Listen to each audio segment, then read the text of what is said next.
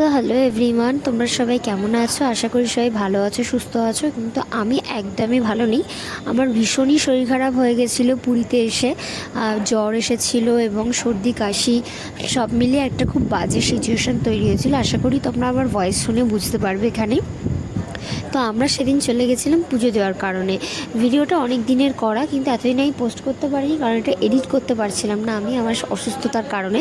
So আমরা চলে গেছিলাম সেদিন মন্দির দর্শন করতে, মন্দিরের ধ্বজা তোলা দেখতে এবং শ্রী জগন্নাথকে দর্শন করতে চলে গেছিলাম। আর সেদিনকে মানুষ যেতে পারেনি কারণ ওরও পায়ে ব্যথা ছিল সেদিন।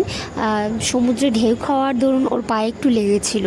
সো তাই জন্য সেদিনকে যেতে পারিনি। আমাদেরকে অটো একটু আগেই নামিয়ে দিয়েছিল মন্দির থেকে, যেহেতু রেস্ট্রিকশান ছিল মন্দির প্রাঙ্গণে অটো নিষেধ। সো আমাদের আগেই নামিয়ে দিয়েছিল। আমরা ওখান থেকে 5-10 মিনিট হেঁটে মন্দির প্রাঙ্গণে এসেছি।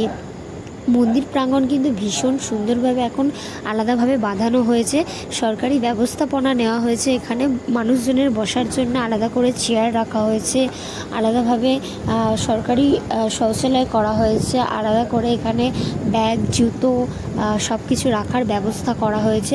যেহেতু মন্দিরের ভিতরে ফোন নিয়ে যাওয়া অ্যালাউ নেই, সো আমি তোমাদেরকে মন্দিরের ভিতরের কোনো ভিউ আমি এখানে দিতে পারবো না। সো আমি এখানে ভিডিওটা কিছুক্ষণের জন্য স্কিপ করেছিলাম।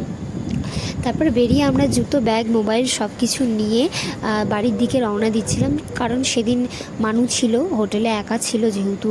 সো আমরা সবাই একটু টেনশনেই ছিলাম যে একা কী করছে না করছে। সো আমরা একটু তাড়াহুড়ো করেই বাড়ি ফিরছিলাম সেদিন।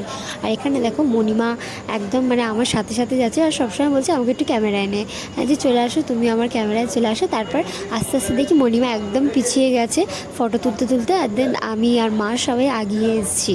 তারপর মণিমা তাড়াতাড়ি করে আমাদের কাছে এলো টাটা করতে করতে। দেন আমরা ওখান থেকে তাড়াতাড়ি বেরিয়ে আসার চেষ্টা করছিলাম।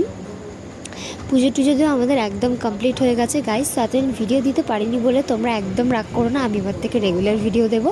সো এই ভিডিওটা কেমন লাগলো তোমরা অবশ্যই বলো।